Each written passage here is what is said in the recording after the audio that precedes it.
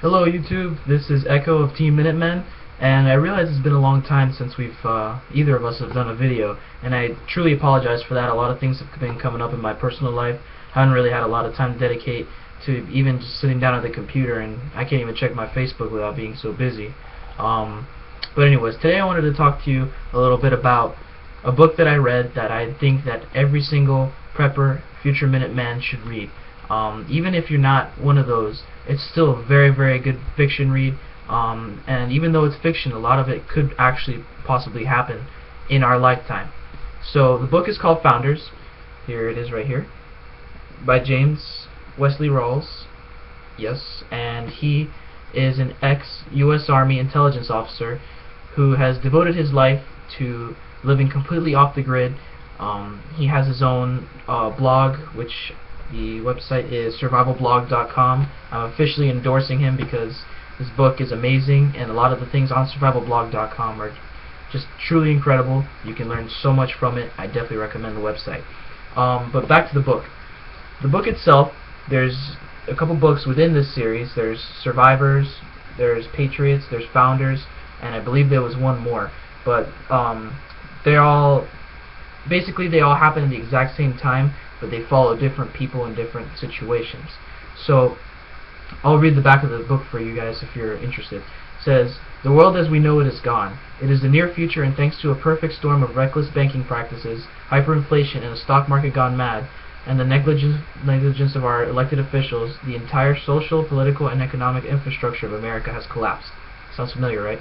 "Chaos reigns in the streets, medical treatment is no longer available, and a silent coup has placed a dangerous group of men at the helm of a false government.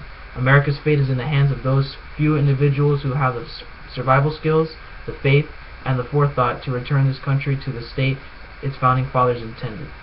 Now the book itself, it starts off going with a shit hits the fan situation where holy crap, everything's collapsed, just like the back of the book has said.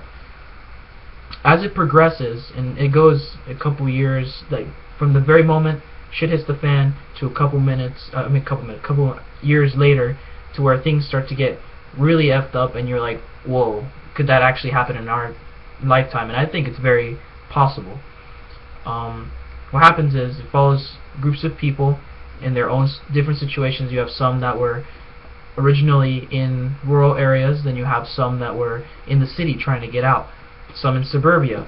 You know, it chronicles different people, and I think this is a very, very ingenious way of letting people know, hey, if this is your situation, this is you can prepare for it by doing this, or you can react to shit hitting the fan by doing this. It's a very, very educational book, and I'll get more to that later on. But going back to the story starts off as shit hits the fan, everything's collapsing, people are shooting at each other in the streets. It's just overall madhouse, and I love how the author goes into detail about every little thing that happens, not only within the book, but also that happens to the preppers and how they've prepared. So the book progresses. That what mainly you see is a large exodus away from the cities and more towards the western states. States like Colorado, Montana, Idaho, those really rural states are the ones that are relatively untouched, which is why, you know, in my personal opinion, the best thing you want to do for prepping is move to one of those states. You will remain, yes, it'll affect you, but it won't affect you as much as, hey, you know, shit hits the fan in New York, you know, it's the freaking nanny state. Without the government there, oh my gosh, what are we going to do? So my suggestion to all you preppers, those of you who are old enough, to go out and move there, and I'm sure they have big, there's some type of natural gas boom going on right now, I'm not entirely sure, but the economy's good over there, it's relatively peaceful, a lot of conservatism, a lot of, you know, what we consider as true American values, loving our Second Amendment, keeping God as our forefront of our country, because that's what the founding fathers wanted. They founded this country on God and His teachings. But I digress. So after everything's collapsed and we go through all of this happening to everybody, we start to see a bigger United Nations involvement within the book. Now, what they do is they create something called the provisional government, which essentially is just a fake government that really has no regard for our Constitution and our ways of life. So what ends up happening is, after years and years of UN forces coming in, and basically they're without rules. They come in, they loot, they just do a bunch of things that I don't want to spoil the book too much.